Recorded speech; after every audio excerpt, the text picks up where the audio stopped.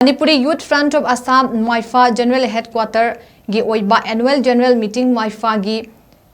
General Headquarter RONGPUR da Myfa gi President THANGJAM BROJEN na MIFAM MAPU OIDUNA PANGTHOKHRE MIFAM ADUDA MYFA na LAKLIBA CHAHI ASIDA PANGTHOKADABA THABK THOURAMGI MATANGDA KUPNA KHANNA NEINARABA MTUNG WAREP KAYAMROMSU LEPKHRE WAREP sing adudi MYFA na CHAHI khudingi leptana PANGTHOKPAGUM handak CHAHI gi su mapan suba ningol jakobagi thauram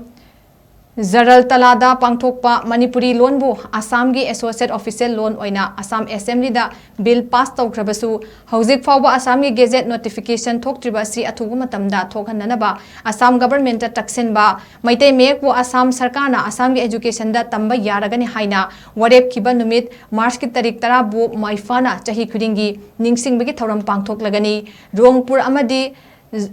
Zaral Talada Birtike Energy ki mitam yungna ba hotnabada Myfa na mapung fana sawatkani Myfa gi tara suba mapo common thorambu pak chauna pangthok pahaina warep naki ngasigi MIFAM aduda Myfa gi nauna thaupuga da singkhan ki nauna thaupuga da sing adudi Vice President